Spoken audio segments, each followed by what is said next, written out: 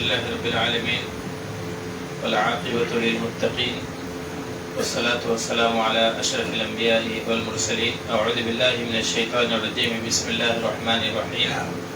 أفغير دين الله يبغون وله أسلم من في السماوات والأرض طوعا وكرها وإليه يرجعون. قل آمنا بالله وما أنزل علينا وما أنزل على إبراهيم وإسماعيل وإسحاق ويعقوب والأسباط وما أوتي موسى وعيسى والنبيون من ربهم لا نفرق بين أحد منهم ونحن له مسلمون.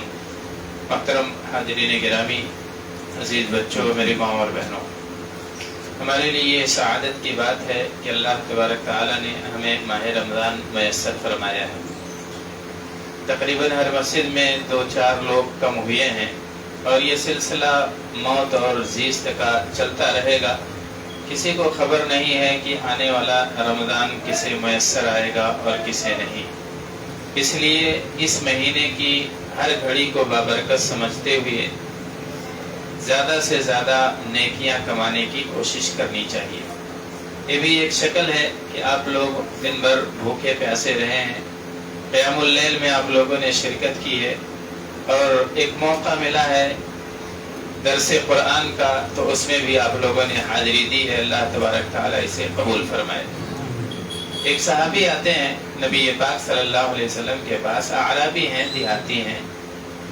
حضرت ابو ہریرہ رضی اللہ عنہ کی روایت ہے، متفق علیہ روایت ہے. کہتے ہیں وہ آئے اور آپ صلی اللہ علیہ وسلم سے انہوں نے ایک سوال کیا. کہا دلنی علی عمل اذا عملته ادخلنی اللہ الجنہ. اللہ کے رسول صلی اللہ علیہ وسلم سیدھا سا سوال ہے میرا، آپ مجھے کوئی ایسا کام بتا دیجئے کہ جس کے کرنے سے اللہ تبارک تعالیٰ مجھے جنت میں داخل کر دے. یہ اعرابی تھے، دیہاتی تھے اور پڑھے لکھے نہیں تھے. ان لوگوں کو صرف اس سوال سے مطلب ہوتا تھا کہ کوئی ایسا کام مل جائے، کوئی ایسی عبادت سمجھ میں آ جائے جو ہمارے جنت میں جانے کا باعث بن جائے. انہوں نے نبی پاک صلی اللہ علیہ وسلم سے ایسا کام پوچھا. آپ صلی اللہ علیہ وسلم نے ان سے کہا تعبد اللہ ولا تشرک بہ شیئا. اللہ کی عبادت کرو، کسی کو اس کے ساتھ شریک مت کرو، اور تقیم الصلاۃ المکتوبہ وتؤتی الزکاۃ المفروضہ وتصوم رمضان. آپ نے کہا کہ جو 5 وقتہ نمازیں ہیں انہیں تم قائم کرو، انہیں ادا کرو، اور جو زکوٰۃ ہے واجبی طور پر اسے نکالتے رہو، اور ماہ رمضان کے روزے رکھو. تب انہوں نے کہا کہ لا ازید علی ھذا ولا انقص. کہا کہ اس میں میں کچھ نہ زیادہ کروں گا نہ کم کروں گا، یعنی جتنا آپ نے بتایا ہے اتنا کام میں کروں گا.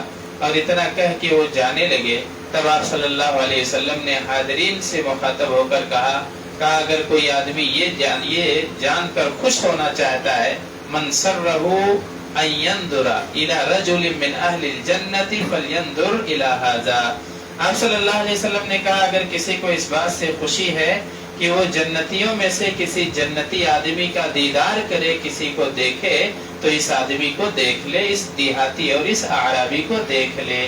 معلوم یہ ہوا کہ اگر ہم ماہ رمضان کے پورے روزے رکھتے ہیں اور 5 وقتہ نمازیں پڑھتے ہیں، اپنے مال کا واجبی زکوٰۃ ادا کرتے ہیں، تو اللہ تبارک تعالی ہمیں جنت میں داخل کرے گا. لیکن ہم کمزور ہیں، ہمارا ایمان کمزور ہے اور ہم دنیا کے فریب میں مبتلا ہو جاتے ہیں، دنیا کے بہکاوے اور شیطان کے لبھاوے میں آ جاتے ہیں. اس لیے کمیاں ہو سکتی ہیں. لہذا نوافل کا بھی اہتمام ہمارے لیے بہت اہم ہے اور سنتوں کا بھی اہتمام ہمارے لیے بہت اہم ہے. کیونکہ جب ہمارے فرائض میں جب کوئی کوتاہی ہوگی، جب اللہ حساب لینے بیٹھے گا کوئی کوتاہی ہوگی، تو یہ کمی اللہ تبارک تعالی ہمارے ان نوافل اور سنن کے ذریعے سے اس کی بھرپائی کر دے گا اور اللہ تبارک تعالی ہمیں جنت کا حقدار ٹھہرائے گا. تو یہ مہینہ بڑا مبارک ہے، اس میں مختلف طرح کی عبادتیں ہونی چاہیے. قرآن سننا، قرآن سنانا، قرآن پڑھنا، قرآن سمجھنا اور قرآن سمجھانا، یہ بھی عبادت کی ایک شکل ہے. اللہ تبارک تعالیٰ نے یہاں فرمایا کہ کیا یہ لوگ اللہ کے علاوہ کوئی اور دین چاہتے ہیں؟ حالانکہ جو بھی چیزیں آسمانوں میں ہیں، جتنی چیزیں زمینوں میں ہیں، بلکہ ان کے درمیان کی ساری مخلوقات اللہ تبارک تعالیٰ کے تابع ہو چکی ہیں، چاہے وہ خوشی سے ہوں یا ناپسندیدگی سے، یہاں تک کہ اہل کفر بھی، کفار اور مشرکین اور منافقین بھی، یہود و نصارہ، یعنی جتنی مخلوقات دنیا میں ہیں سب اللہ تبارک تعالیٰ کے بنائے ہوئے سسٹم کے تابع ہیں، سب نے اللہ تبارک تعالیٰ کے نظام کو اختیار کیا ہے اور قبول کیا ہے۔ کوئی اللہ کے اس نظام کو اختیار کرتا ہے، اللہ کا شکر ادا کرتا ہے، اور کوئی نہ چاہتے ہوئے اس سسٹم میں داخل ہے۔ کوئی ایسا نہیں ہے جو اللہ تبارک تعالیٰ کے اس نظام سے انکار کر سکتا ہو اور باہر ہو۔ وہ الیہ یرجعون، اور اللہ تبارک تعالیٰ ہی کی طرف سب کو پلٹ کے جانا ہے۔ قل آمنا باللہ وما انزل علینا، اے نبی پاک صلی اللہ علیہ وسلم آپ بتا دیجئے، کہہ دیجئے کہ ہم ایمان لائے ہیں باللہ، اللہ تبارک تعالیٰ پر، اللہ تعالیٰ کے وجود پر، اللہ تبارک تعالیٰ کی ربوبیت پر، اللہ پاک کی الوہیت پر، اللہ تعالیٰ کے اسماء و صفات پر ہم ایمان لائے ہیں۔ وما انزل علینا وما انزل علی ابراہیم و اسماعیل، اور جو کچھ ہمارے اوپر اتری ہیں ان سب پر ہم ایمان لائے ہیں۔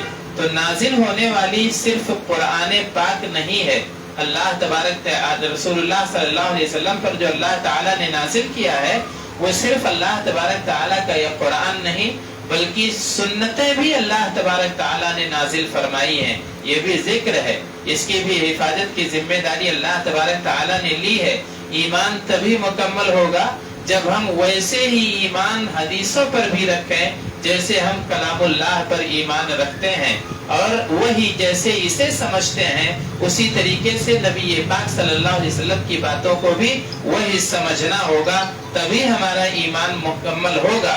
وما انزل علی ابراہیم و اسماعیل، اور جو کچھ نازل کی گئی ہیں ابراہیم علیہ السلام پر اور ان کے بیٹے اسماعیل علیہ السلام پر اور اسحاق پر، یعقوب پر، والاسباطی، اور ان کی اولاد پر۔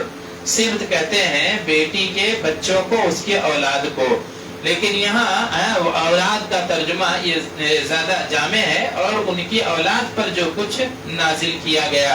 ابراہیم علیہ السلام پر صحف ابراہیم اللہ تعالیٰ نے نازل کیا ہے، اسماعیل علیہ السلام پر یعنی ان کے صاحبزادے پر کیا نازل کیا یہ اس کا کوئی ثبوت نہیں ہے۔ بہرحال جو کچھ ان کے اوپر اللہ تعالیٰ نے نازل کیا ہے ہم سب پر ایمان رکھتے ہیں، ان کے واقعات پر۔ واقعہ ایک بہت بڑا امتحان اور بہت بڑی آزمائش آپ جانتے ہیں ابراہیم علیہ السلام اور اسماعیل علیہ السلام سے جڑی ہوئی ہے۔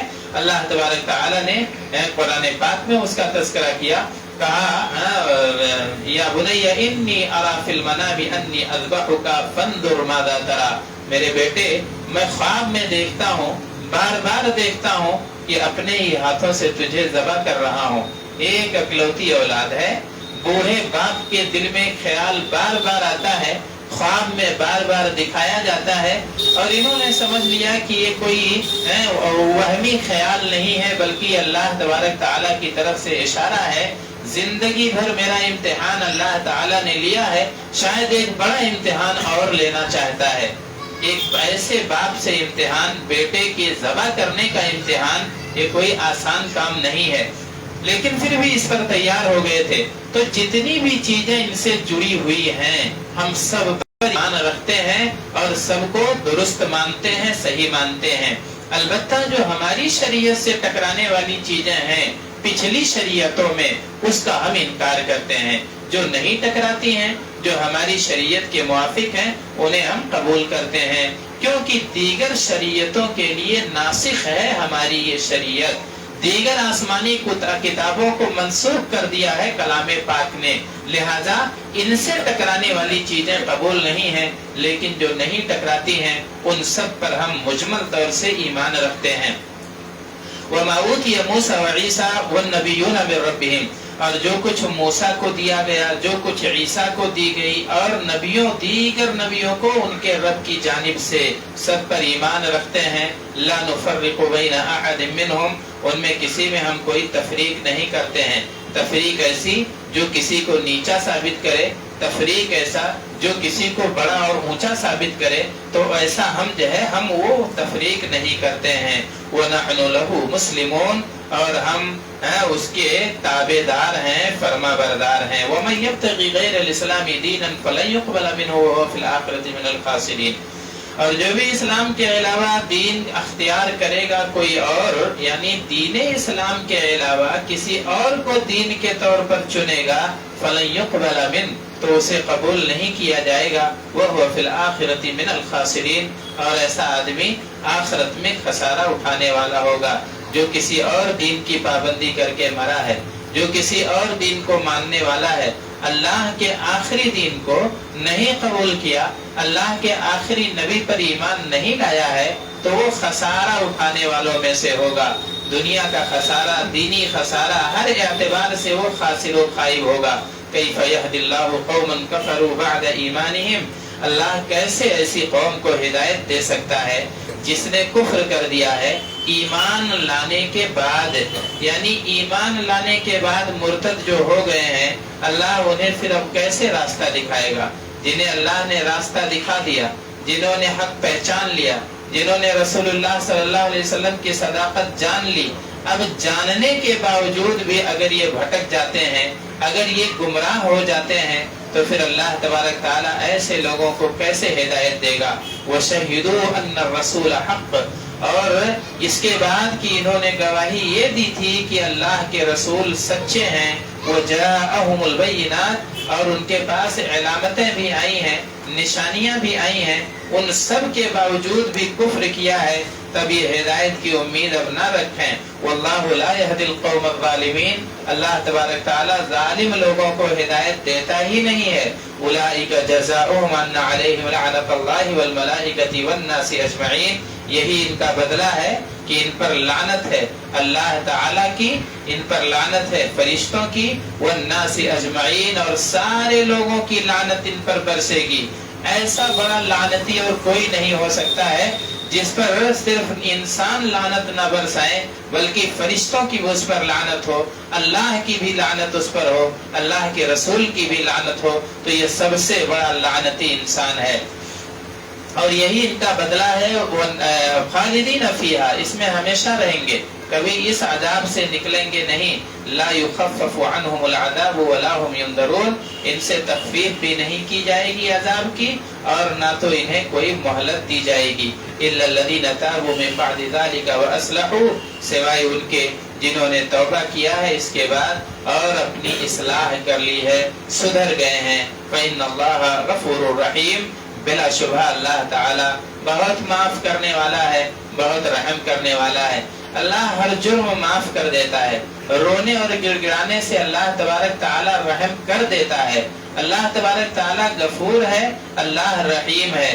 توبے کا دروازہ اللہ تعالیٰ کبھی نہیں بند کرتا، ہاں جب موت کا گرگرا شروع ہو جاتا ہے تب اللہ تبارک تعالیٰ توبہ قبول نہیں کرتا ہے، یعنی جب آدمی مرنے لگے تب توبے کا کوئی فائدہ نہیں ہوتا ہے، لیکن اس سے پہلے اللہ ہر توبہ کو قبول کرتا ہے۔ بلکہ بندے کی یہ ادا اللہ کو بڑی اچھی لگتی ہے کہ آدمی سے گناہ ہو جائے، آدمی سے غلطی ہو جائے، اور پھر اللہ تبارک تعالیٰ کے دربار میں جا کے گڑ گڑائے، اللہ تبارک تعالیٰ سے معافی کی درخواست کرے، اس سے اللہ پاک کو خوشی ہوتی ہے۔ ان الذین کفروا بعد ایمانہم، بلا شبہ وہ لوگ جنہوں نے کفر کیا ایمان لانے کے بعد، ثم ازدادوا کفرا، پھر کفر میں اضافہ بھی کیا، یعنی اور شرکسی کی، لن تقبل توبتہم، تو ان کا توبہ قبول نہیں کیا جائے گا، یعنی توبہ اس وقت تک قبول کی جائے گی جب تک جو ہے اس کا دروازہ بند نہیں ہوتا،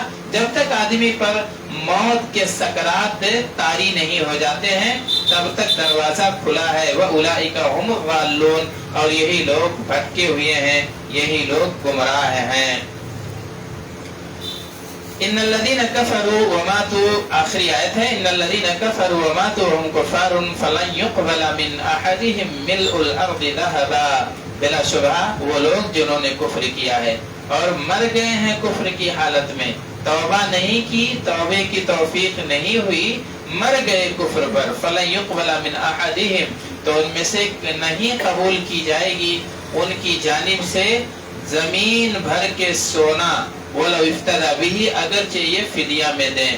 دنیا میں پیسے چل جاتے ہیں, دنیا میں رشوتیں چل جاتی ہیں, دنیا میں سفارشیں کام آ جاتی ہیں, لیکن اللہ تبارک تعالیٰ کے یہاں دوستی اور یاری نہیں چلے گی, کسی کی سفارش نہیں چلے گی, اور کوئی رشوت اور کوئی گھوس نہیں چلے گا. اللہ تبارک تعالیٰ نے کہا زمین بھر کے بھی سونا کوئی دے دے, ایسا تو ممکن نہیں ہے, لیکن اگر کوئی ایسا بھی کرے تو بھی اللہ تبارک تعالیٰ اسے ان کی جانب سے قبول نہیں فرمائے گا. اولئک لہم عذاب علیم, ان کے لیے دردناک عذاب ہے. وما لہم من ناصرین, اور ان کا کوئی بھی مددگار وہاں نہیں ہوگا, کوئی حامی اور ناصر نہیں ہوگا.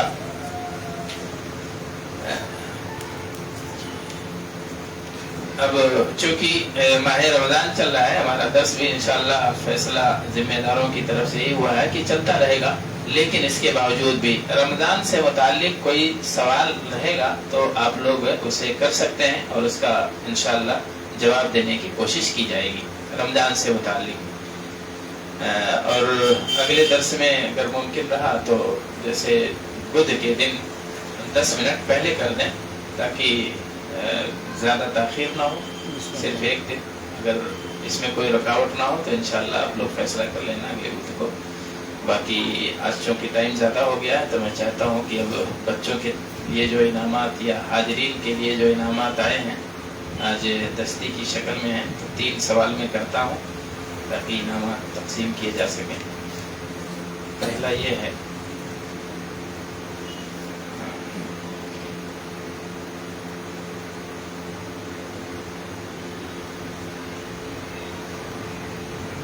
اسبات کا میں نے معنی بتایا ہے, سبت, سبت کی جمع اسبات ہے. جی بتائیے. ہاں اولاد, اور اس کا باریک معنی یہ ہے بیٹی کے جو اولاد ہوتے ہیں, یا نواسے جو ہے, یا ان کے چاہے بیٹے ہوں چاہے بیٹیاں ہوں, لیکن اولاد اس کا ترجمہ ہے. جی ماشاءاللہ بہت اچھی. اب اس کے بعد یہ اگلا سوال ہے کہ دیگر انبیاء کرام پر یا دیگر رسولوں پر ہمارا ایمان کس طرح کا ہے, ہم کیسا ایمان ان پر رکھتے ہیں؟ کیا ان کی پوری شریعت پر ایمان ہے یا اس کی کوئی اور تفصیل ہے؟ قرآن عظیم کے ماہیتی میں ہے, مطابقت ہے, جی ہم اس کو لیتے ہیں. ہاں, اور جو اس کے مطابقت میں نہیں ہے جی اسے ہم, ہاں مطلب یہ کہ اب معیار ہماری یہ شریعت ہے. اگر اس کی 3 شکلیں ہیں, یا تو ان باتوں کی تصدیق قرآن پاک میں ہوتی ہے, جیسے ابراہیم اور اسماعیل اور دیگر واقعات اور قصے جو بیان کیے گئے ہیں قرآن پاک میں, تو اس میں تو کوئی شبہ نہیں ہے. یا حدیثوں سے اگر تصدیق ہو جا رہی ہے تو اس کے بھی قبول کرنے میں کوئی شبہ نہیں ہے. لیکن کچھ ایسی چیزیں ہوتی ہیں جن کا ثبوت نہ قرآن میں ہے نہ حدیث میں ہے, لیکن اسرائیلی روایتوں میں ہے اس کا ثبوت. تو اب یہ دیکھیں گے کہ کیا ہماری شریعت سے وہ بات ٹکرا رہی ہے کہ نہیں ٹکرا رہی ہے. اگر ٹکرا رہی ہے تو قبول کرنے کا کوئی سوال ہی نہیں ہے, اگر نہیں ٹکرا رہی ہے تب ہم اس پر ایمان رکھیں گے. ہم مجمل طور پر تمام انبیاء کرام کا احترام کرتے ہیں, ان پر ایمان رکھتے ہیں, اور یہ کہتے ہیں کہ اللہ تبارک تعالیٰ کے بھیجے ہوئے رسول اور نبی ہیں. ماشاءاللہ. اب امید ہے کہ انشاءاللہ کوئی بچہ جواب دے گا.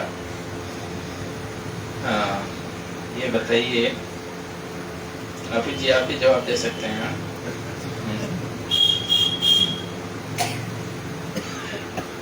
توبہ کا دروازہ کب بند ہوتا ہے؟ ہاں جب سکرات الموت شروع ہو جائے, مرنے کا وقت, اور دنیا سے یا آخری سفر شروع ہو جائے, تب دروازہ بند ہو جاتا ہے. لیکن اس سے پہلے ہر گناہ کے لیے توبے کا دروازہ کھلا رہتا ہے. کوئی کتنا بھی بڑا جرم کر لے, اللہ تبارک تعالیٰ اس کے لیے معافی کا دروازہ بند نہیں کرتا. ماشاءاللہ. جزاکم اللہ. سبحانک اللہم و بحمدک. میرا ایک سوال ہے. اکثر تراویح میں 3ری 5ویں 7ویں رکعت میں جب حافظ کھڑے آتے, اکثر لوگ بیٹھے رہتے, عین وقت پر کھڑے ہوتے, وہ کیسا ہے؟ اب یہ ہے کہ جیسے اگر تھوڑی تاخیر ہوتی ہے تو مجھے لگتا ہے کہ کچھ لوگ ایسے ہیں جو تھوڑا سا آرام کی غرض سے کہ ذرا 2-4 سیکنڈ اور ریسٹ کر لیں، تو اس میں کوئی رکاوٹ نہیں ہے، ممانعت نہیں ہے۔ اور ایسا اگر کچھ لوگ کسی مجبوری کے تحت یا تھکے مادے ہیں کر رہے ہیں تو کوئی حرج نہیں۔ اور بہت سے لوگ ایک دم بس رکوع میں جا رہے ہیں، بس ایسا نہیں، تو وہ تو غلط ہے ہاں، کہ انتظار کرتے رہیں کہ بس خالی رکعت مل جائے کسی طرح سے، ہاں تو وہ تو صحیح نہیں ہے۔ اور یہ عزیمت کے خلاف ہے کہ آپ جیسے امام کھڑے ہوں آپ بھی کھڑے ہو جائیں، ہاں یہی بہتر ہے۔ لیکن اگر کسی سے کچھ اس طرح کی بات ہوتی ہے تو ہم اس پر اسے ٹوک نہیں سکتے ہیں۔ جی جزاک اللہ۔